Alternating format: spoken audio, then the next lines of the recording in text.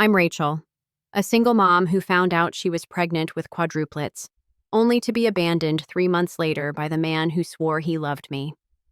He chose ambition over family. I chose survival. 3 years later, he showed up at a winter gala and came face to face with 4 little faces that looked just like his. And that was only the beginning.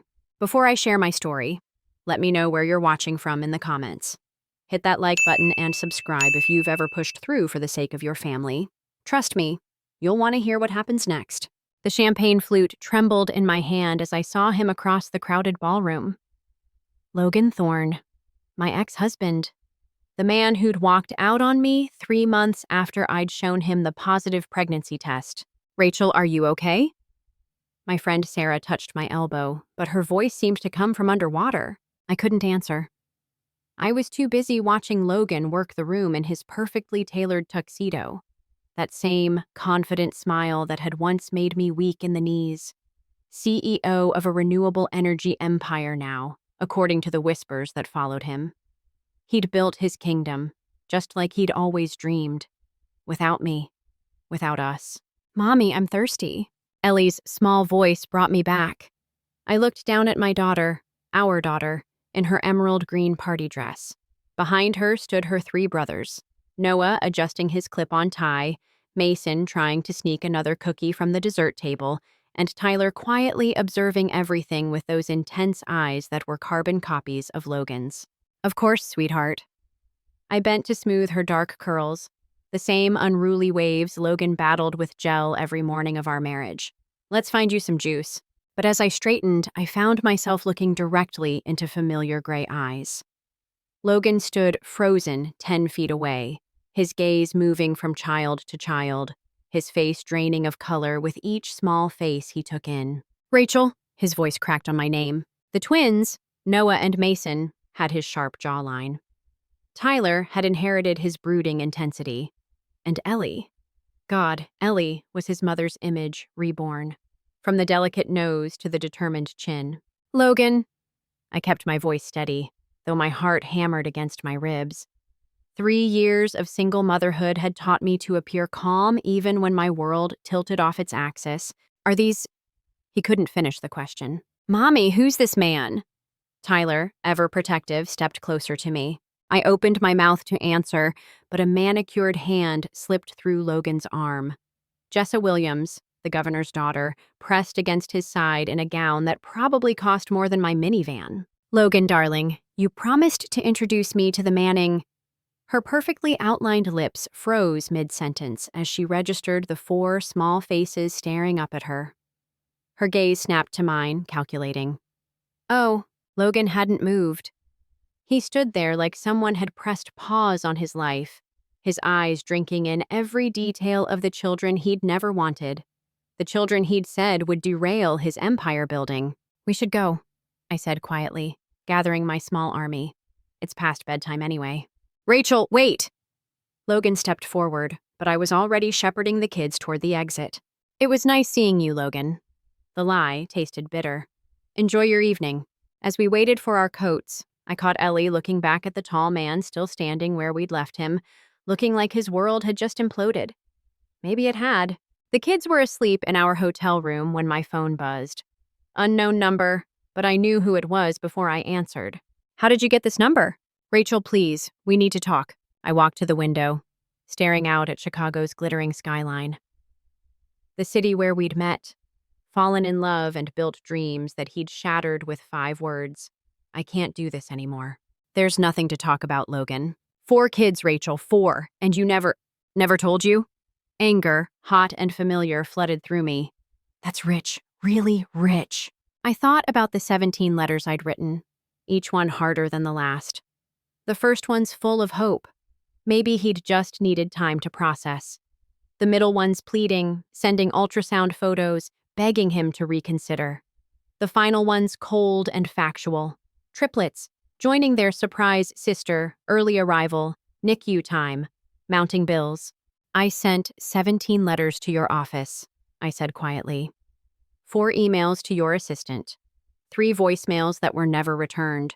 Your lawyer sent 1 response, A check for $50,000 and a note suggesting I handle the situation. I sent it back. Silence stretched between us. His voice was hoarse. Rachel, I never got any letters. Of course you didn't. I laughed, but it came out broken. Just like you never got the voice messages when I was hospitalized at 28 weeks, or when they were born at 32 weeks fighting to breathe. I remembered those terrifying days in the NICU. 3 tiny bodies in incubators while I held Ellie, born the strongest. My mother sleeping in hospital chairs, being my only support while somewhere in this same city, Logan was building his empire. Triplets, he whispered. And the girl, Ellie came first. The boys were the surprise. I pressed my forehead against the cool glass. Mason needed heart surgery at 3 months. Noah has asthma. Tyler hasn't spoken a full sentence until he was 2. And every single day, every single struggle, I handled it. Without you. Rachel, if I had known, you would have what? Given up your dreams? Become the father you explicitly told me you never wanted to be? My voice caught. You made your choice, Logan. You chose your company over your family. It wasn't like that. Then what was it like? Enlighten me. But he didn't answer. And in that silence, I heard everything I needed to know. He'd convinced himself the pregnancy was a problem to be solved, not a life to be celebrated. 4 lives, as it turned out. I need to go, I said finally. We're driving back to Bend in the morning. Bend, Oregon? It's where we live. Where I've built a life for them. A good life, Logan, without you. I hung up before he could respond and turned to find Tyler standing in the doorway, rubbing sleepy eyes. You okay, Mommy? I scooped him up, breathing in his little boy scent of hotel soap and the cookies he'd smuggled to bed. I'm perfect, baby. Let's get you back to sleep. As I tucked him in, he whispered, That man looked sad. Sometimes grown-ups get sad, I whispered back. Will you be sad? I kissed his forehead, thinking of the letter I'd written the night they were born, the one I'd never sent, the one where I'd poured out every fear, every hope, every broken piece of my heart. No, baby, I have you 4. How could I ever be sad? The photo was everywhere by Tuesday morning. Billionaire's secret family? Screamed the headlines. Someone at the charity gala had captured the moment. Logan's shocked face, 4 small children, and me in my department store dress looking like exactly what I was, a small-town single mother in over her head. Mommy, there's people outside. Noah peered through the living room curtains of our modest Bend home. I didn't need to look. The news vans had been arriving since dawn. Our quiet street, where neighbors still borrowed cups of sugar and kids played until the streetlights came on, was now a circus. My phone hadn't stopped ringing. Unknown numbers, reporters offering money for my story, and 3 increasingly frantic calls from Logan that I'd declined. Kids, we're having a movie day, I announced, closing all the curtains. Pajamas and popcorn. But it's a school day, Mason protested. Special holiday, I forced a smile. The stay away from crazy people holiday. By noon, someone had found my Facebook, my Instagram, the preschool's parent directory. Comments poured in. Gold digger saw her chance. Bet those kids aren't even his. Poor Logan, trapped by a money-hungry. I turned off my phone, but the damage was spreading. The preschool called. Perhaps it would be better if the children stayed home for a few days? My boss at the credit union suggested I take some personal time. The grocery store clerk who'd known us for 2 years suddenly couldn't meet my eyes. Why are those people taking pictures of our house? Ellie asked from her perch by the window. They're confused, I said, braiding her hair with shaking hands. They think we're someone else, but by evening, the narrative had solidified. Rachel Moore, the woman who'd hidden 4 children to extract maximum payment from one of America's most eligible billionaires. They found my college photos, interviewed distant acquaintances, painted a picture of a calculating woman who'd planned this moment. No one mentioned the 17 letters, the nights walking colicky babies alone, the way I'd stretched every dollar, clipped every coupon, worked every overtime shift to keep us afloat. Turn that off, Mom said, finding me scrolling through the latest article at midnight. They're calling me a schemer, Mom. Like I planned to get pregnant with quadruplets to trap a man who was already pulling away. She took my phone, set it aside, and pulled me into her arms like I was 5 again. Anyone who matters knows the truth. Do they? Even Mrs. Patterson crossed the street to avoid me today. 3 years of play dates and suddenly I'm poison. This will pass. When? I pulled away, exhaustion making me raw. When Logan goes back to his perfect life? When they find another scandal? My kids are being punished for existing, Mom. For existing. The next morning proved me right. I was buckling the kids into the van for a hopeful attempt at preschool when Ellie started crying. What's wrong, baby? I don't want to go. Susie said her mom told her not to play with me anymore. She said we're bad people. My heart shattered. Ellie was 4 years old and already learning that the world could be cruel for reasons she couldn't understand. You're not bad people, I said fiercely, cupping her tear-stained face. You're the best people I know, all 4 of you. But my words felt hollow when Noah came home with a bloody nose. What happened? I demanded, holding ice to his face while the principal shifted uncomfortably. There was an altercation. Some older boys were saying things. What things? Noah looked up at me, one eye already swelling. They said we were bastards. What's a bastard, Mommy? The principal cleared her throat. Perhaps homeschooling might be... No, I stood, lifting Noah into my arms. No, we're not hiding. We're not running. We didn't do anything wrong. But that night, after I'd tucked in 4 confused, hurt children, I sat in my kitchen and wondered if I'd been selfish. If my pride, my refusal to disappear completely, had doomed them to this. The universe answered with breaking glass. A brick through the living room window, wrapped in a printout of that photo. Get out, gold digger, scrawled across it in red marker. I was still sweeping glass when headlights flooded the room. Not reporters this time. A black SUV with tinted windows. Logan stepped out, and for the first time in 3 years, I was actually glad to see him. What happened? Logan took in the boarded window, the glass shards I was still finding, my exhausted face. Your girlfriend's fan club, I said flatly. She's not... He stopped, ran a hand through his hair. That doesn't matter. Are you all okay? The kids? They're sleeping. Finally. I set down the broom, suddenly aware I was in ratty pajama pants and one of Tyler's finger-painted t-shirts. What are you doing here, Logan? We need to talk. Properly.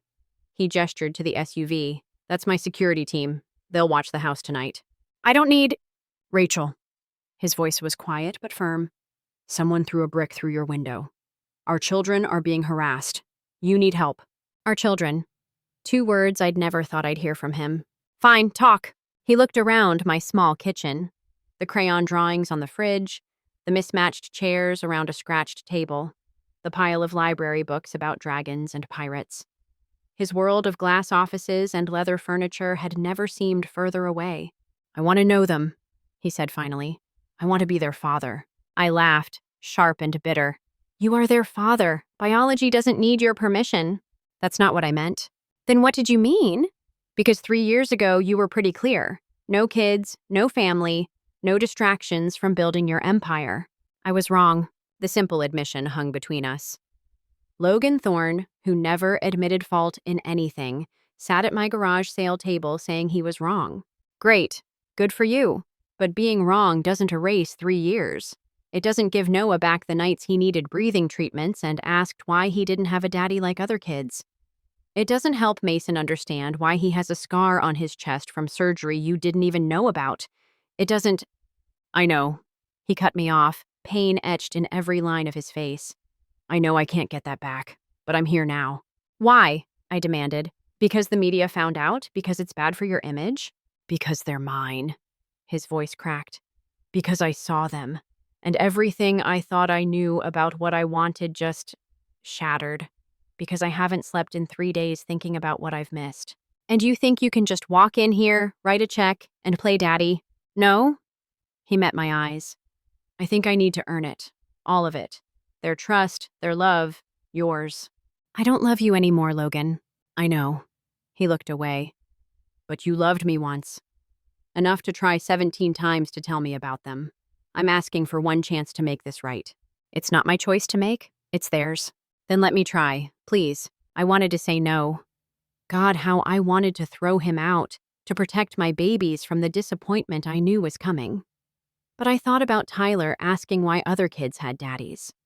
About Ellie drawing pictures of our family with an empty space she didn't know how to fill. 3 conditions, I said finally. First, you start slow. You earn their trust on their timeline, not yours.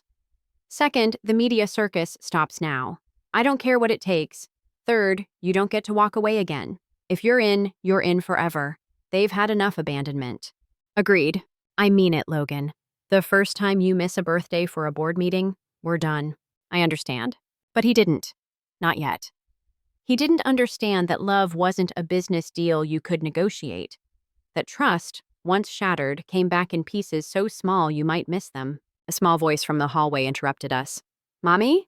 Tyler stood there, dinosaur pajamas and serious eyes, taking in the stranger in our kitchen. Hey, baby, what are you doing up? I heard voices. His gaze never left Logan. Is he the sad man from the party? Logan's intake of breath was audible.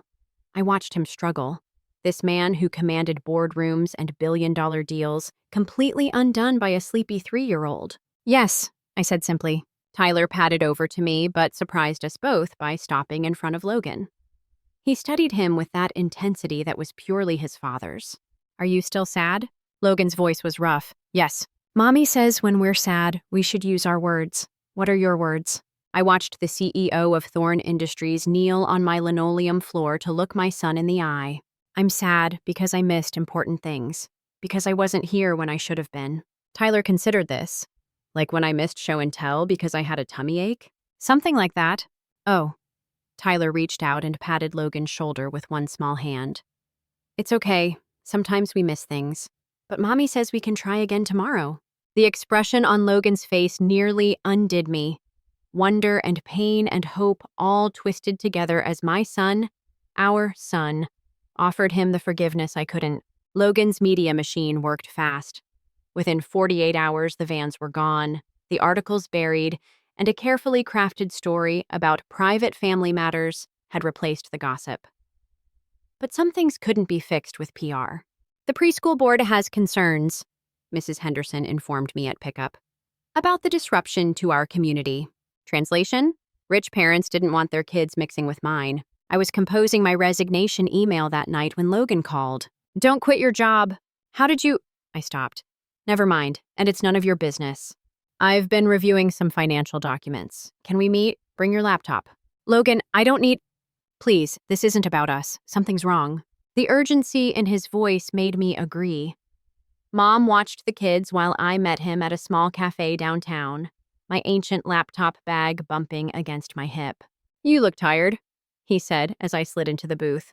4 kids and a full-time job will do that. I opened my laptop. What's this about? He pushed a folder across the table. Financial statements, account records, transaction logs, all with his company's letterhead. Someone's been stealing from me. 4% every month, like clockwork, transferred to shell companies. It took your situation for me to start really looking at who has access to what. And you're telling me because? Because you have a finance degree. Because I trust you. Because... He paused. Because the transfer started 3 months after you left. My fingers stilled on the keyboard. You think someone knew about the pregnancy? The amounts, Rachel, they match. Almost exactly what it would cost to raise 4 kids annually, divided by 12. I stared at the numbers, my mind racing. Someone was setting aside money for us?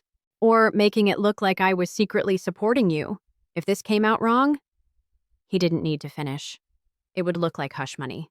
Like I'd been paid off all along. Jessa, I breathed. Your girlfriend has access? She's not my girlfriend, he said automatically, then nodded. She's on the board, family connections. We worked in silence for an hour, my rusty skills coming back as we traced payment after payment. The shell companies led to Panama, then Cyprus, then back to a consulting firm in Chicago. There, I pointed at the screen. That firm, they invoice your company for renewable energy consulting, but look at their registration. They were incorporated the week after I left. Logan's phone buzzed. A text from Jessa. Where are you? The Robertson deal needs your signature tonight. The Robertson deal, I said slowly. Logan, check if any of these suspicious transfers happened right before major acquisitions. His face darkened as he pulled up the data. Every single one. Someone's been using insider information to make it look like you were paying me for silence while actually funding their own investments. I closed my laptop. You need a forensic accountant and a lawyer who isn't on your company's payroll. You could do it. I'm a credit union teller, Logan. This is way above my, You just unraveled in an hour what my entire finance team missed for 3 years. He leaned forward. I'll pay consulting rates, triple your current salary. I don't want your money. Then do it for them. His voice was quiet. Whoever's doing this won't stop at financial fraud if they think we're getting close. Those media leaks, that brick through your window, what if it wasn't random? The thought chilled me. Someone systematically stealing from Logan was one thing. Someone willing to hurt my children to cover it up was another. I'll think about it. Rachel, I said I'll think about it. I stood to leave, then turned back. And Logan, that sad man comment Tyler made, he wasn't wrong. You look miserable. Success isn't what I thought it would be. No, I agreed. It never is. I drove home to find Mom teaching the boys to make cookies while Ellie painted at the kitchen table. Normal, chaotic, perfect life. The life someone might be willing to destroy to keep their secrets. That night, I pulled out my old finance textbooks and started reading. Not for Logan. Not for the money. But because someone had used my children as pawns in their game, and I was done letting others write our story. By morning, I'd found 3 more suspicious patterns. By noon, I'd sent Logan a 12-page analysis. By evening, he was at my door with a contract and something I didn't expect. Humility. I need you, he said simply. And not just for this. The kids aren't home, I said, not letting him in. I know. I'm not here for them. I'm here for you. To say I'm sorry. To say I was a coward. To say that seeing you again, seeing what you've built despite everything I put you through, Rachel, you're extraordinary. I'm a mother, I corrected. We do what we have to. No, he shook his head. Not every mother could have done what you did. Not everyone would have raised them to be kind enough to comfort a stranger who hurt their mom. You did that. You made them who they are. I wanted to stay angry. It was easier than the alternative, but exhaustion won. Fine, I'll consult. But we keep it professional. Of course. But as he handed me the contract, our fingers brushed, and I saw the flash in his eyes that said professional was the last thing on his mind. 3 months into our uneasy partnership, the case against Jessa and her co-conspirators was solid. The FBI had gotten involved. Assets were frozen. Logan's company was cleaning house. And somehow, in between depositions and spreadsheets, Logan had become part of our lives. It started small. Pizza night after a late financial review session. Helping Tyler with a puzzle while I put Ellie to bed. Teaching Noah about renewable energy with Lego models. Showing Mason card tricks during his breathing treatments. He's not so bad, Mason announced one evening as Logan's car pulled away. Who's not so bad? I asked, though I knew. Mr. Logan, he said maybe I could see his office sometime. The one with the windmills. My children were falling for their father, and I couldn't stop it. Worse, I wasn't sure I wanted to. Mom, you're being stupid, my mother said over coffee the next morning. Thanks for the pep talk. I'm serious. That man looks at you like you hung the moon. And more importantly, he looks at those babies like they're his entire world. He left us, Mom. And he came back. Because he had to. Because of the media. Bullshit. Mom never swore, so it hit hard. He came back because he saw what he lost. People make mistakes, Rachel. The question is whether they learn from them. I wanted to argue, but Ellie interrupted, running in with a flyer. Mommy! The spring show is next week. Can I be a butterfly? Of course, baby. I read the parent information. It says here families are invited as... Can Mr. Logan come? Please? He's family, right? Kinda? My 4-year-old's hopeful face gutted me. When had Logan become someone she wanted at her events? I don't know if he'll be free, sweetheart. Can we ask, please? Which is how I found myself texting Logan about a preschool production of The Very Hungry Caterpillar, while he was probably in board meetings determining the fate of millions. His response was immediate. Wouldn't miss it. What does she need? The night of the show, I was a nervous wreck. Other parents still whispered, though the scandal had mostly died down. Logan had said he'd come straight from the airport. A Tokyo deal had run long. Where is he? Ellie kept peeking out from behind the curtain. He promised. I'm sure he's trying, baby. But I was already steeling myself for her disappointment. This was why I'd protected them. This was why... Sorry. Logan rushed in just as the lights dimmed, still in his business suit but carrying a bouquet of butterflies made from tissue paper. Traffic from the airport was brutal. He slid in next to me, bringing the scent of his cologne and something else. Desperation? You made it, I whispered. I promised her. His eyes found Ellie on stage, already beaming. I'm done breaking promises to my kids. The show was objectively terrible in that way all preschool productions are. Off-key singing, forgotten lines, one kid who just stood there picking his nose. It was perfect. When Ellie's big moment came, the butterfly emerging from the cocoon, she spotted Logan in the audience and shouted, "Daddy, look, I'm flying!" The entire auditorium went silent. My heart stopped. Logan's sharp intake of breath was audible even over the music. Then he stood up, right there in the middle of the show, and started clapping. "That's my girl! Look at those wings!" Other parents stared. The music teacher looked flustered, but Ellie glowed brighter than the stage lights, and one by one, people began clapping too. "I'm sorry," Logan whispered as he sat back down. "I didn't mean to." "Shut up," I said, but I was fighting tears. "Just shut up." His hand found mine in the dark, and I didn't pull away. After the show, as kids swarmed for cookies and juice, Logan knelt to Ellie's level with his tissue paper butterflies. "These are for the best butterfly I've ever seen." She threw her arms around his neck. "I knew you'd come. Mommy said you might be busy, but I knew." Over her head, Logan's eyes met mine. The question in them was clear. Later, after the kids were in bed, we sat on my back porch watching the stars. "She called me Daddy," he said quietly. "Yeah, is that okay?" I thought about 3 years of single motherhood, of 17 unanswered letters, of the pain and struggle and loneliness. Then I thought about Tyler's acceptance, Mason's excitement about windmills, Noah's proud announcement at school that his dad was saving the planet, and Ellie's absolute faith that he'd show up.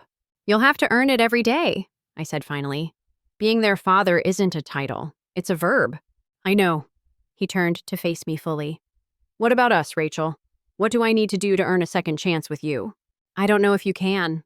"But you don't know that I can't?" I looked at this man who'd shattered me, who'd walked away from everything we'd built, who'd chosen ambition over family. But I also saw the man who'd flown back from Tokyo for a preschool show, who'd stood up in a crowded auditorium to applaud his daughter, who'd been learning my children's hearts one bedtime story at a time. "I don't know anything anymore," I admitted. "Then let me show you. No pressure, no expectations, just let me try." A shooting star streaked across the Oregon sky. Ellie would say it was a sign. Tyler would want to know the science. Noah would make a wish. Mason would ask if we could catch it. "Okay," I whispered. "But Logan, if you hurt them again—" "I won't."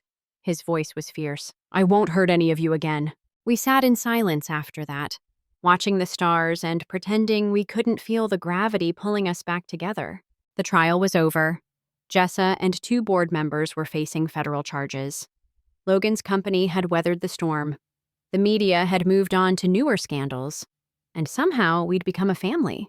Not all at once, not easily, but in small moments. Logan teaching Noah to ride a bike, braiding Ellie's hair for dance class, staying up all night when Tyler had nightmares, holding Mason through an asthma attack that sent us racing to the ER. "We need a vacation," Logan announced one evening, watching the kids attempt to build a blanket fort that defied physics. "We don't do vacations," I said automatically. "Too expensive." "Well, we do now." He pulled out his phone, showing me photos of a beach house in Newport. 2 weeks. The kids can build sandcastles, we can relax, and maybe— He paused. "Maybe we can figure out what comes next." "Logan?" "As friends," he added quickly. "Or whatever this is, I want time with all of you. Without work, without drama. Just us." The kids, of course, lost their minds with excitement. 2 weeks at the beach was beyond their wildest dreams. Watching them pack, Ellie insisting on bringing all 17 of her stuffed animals, Tyler carefully selecting just the right books. I felt something I hadn't in years. Hope. Newport was magic. The kids ran wild on the beach, building elaborate sandcastles that Logan helped engineer with surprising precision. We ate ice cream for breakfast and stayed up late looking for shooting stars. For 2 weeks, we were just a family on vacation. "I could get used to this," I admitted one evening, watching the sunset paint the sky in shades of pink and gold. "Then let's get used to it," Logan said simply. "It's not that simple." "Why not?" I gestured at the kids playing in the waves. Because they need stability. Because vacation isn't real life. Because you're scared. I turned to look at him. Of course I'm scared. You broke my heart, Logan. You walked away when I needed you most. I know. He moved closer, not touching, but near enough that I could feel his warmth. And I'll spend the rest of my life making up for it if you'll let me. The rest of your life? Rachel. He turned to face me fully. I've spent 3 years building an empire. And for what? To come home to an empty penthouse? To eat dinner alone? To wake up wondering what our kids learned today, what made them laugh, what they dreamed about? Logan, I love you. The words hung between us like suspended breath. I never stopped. I was just too stupid and scared to admit it. I love you, and I love our children, and I want to come home to chaos and noise and Lego blocks on the floor. I want Tyler's intense questions and Mason's terrible jokes, and Noah's science experiments that might burn the house down. I want Ellie's dance recitals and art that looks like nothing but means everything. You're describing being a parent, not to... I want you, Rachel. His voice dropped. I want to wake up next to you. I want to argue about grocery lists and whose turn it is to do bedtime. I want to watch you do that thing where you scrunch your nose when you're concentrating. I want to kiss you goodnight and good morning and just because it's Tuesday. Logan, please. I'm not asking you to marry me. Not yet. I'm asking you to let me try. To let me prove that I'm not the man who walked away anymore. That I can be the partner you deserve, the father they need. I looked at our children, now collecting shells as the sun sank lower. 4 little miracles I'd never expected, never planned for, but couldn't imagine life without. What if you change your mind? What if the company needs... I'm stepping back. He said it so casually, like he wasn't discussing walking away from everything he'd built. Not retiring, but restructuring. Working from home more. Being present. You can't just... I can. I did. The papers are already signed. He reached out, not quite touching my hand. I want to coach Little League and attend parent-teacher conferences. I want to help with homework and be there for sick days. I want to be the man you fell in love with before I lost my way. That man doesn't exist anymore, I whispered. No, he agreed. But maybe this one is better. This one knows what it's like to lose everything that matters. This one won't make the same mistake twice. Ellie ran up then, shells spilling from her bucket. Mommy, Daddy, look what I found. She'd been calling him Daddy for weeks now, and each time I saw it hit him like a physical blow of joy. Beautiful, baby, I said, but my eyes were on Logan. Are you crying, Mommy? She peered at me with concern. Happy tears, I assured her. Oh, good. Daddy, why is Mommy having happy tears? Logan knelt in the sand, pulling her close. Because sometimes grown-ups remember how lucky they are. That night, after the kids were asleep, I found Logan on the deck, staring at the ocean. I can't promise it'll be easy, I said. He turned, hope blooming across his face. I don't want easy. I want real. We take it slow. The kids come first. Always. Always. And if you ever make me regret this... He crossed to me in 2 strides, cupping my face in his hands. I won't. I swear to you, Rachel. I won't. I haven't said yes to anything yet, I pointed out, but my hands were already fisting in his shirt. But you haven't said no. I thought about the long road that had brought us here. The pain, the growth, the impossible journey of 2 people finding their way back to each other. Tomorrow would bring challenges. Real life would intrude. But tonight... No, I whispered. I haven't said no. He kissed me then, soft and careful, like I might disappear. And maybe I would have, 3 years ago. But the woman I'd become, the mother I'd grown into, she was stronger than that scared girl who'd been abandoned. When we pulled apart, I saw our future stretching out like the ocean, vast and uncertain, but no longer navigated alone. 1 year later, I stood in my office at the Thorn Foundation, reviewing grant applications for single-parent support programs. It wasn't what I'd planned when I'd gotten my finance degree all those years ago, but it was exactly where I needed to be. Knock, knock. Logan peered around the door. Ready for lunch? 5 more minutes. This proposal from the Portland shelter is amazing. He came in, perching on my desk like he always did. Approve it, whatever they need. You can't just approve everything. Oh, sure I can. It's my foundation. He grinned. Well, ours. We're not married, Logan. Yet. It was an old argument. Comfortable now. We'd get there eventually. For now, this was enough. Building something together that mattered. Kids get off okay this morning? I asked, signing the approval. Tyler insisted on double-checking everyone's backpacks. Noah forgot his science project again. Mason tried to convince me that cookies are a breakfast food. And Ellie... He pulled out his phone, showing me a photo. Ellie did this to my presentation materials. His serious renewable energy slides were covered in butterfly stickers.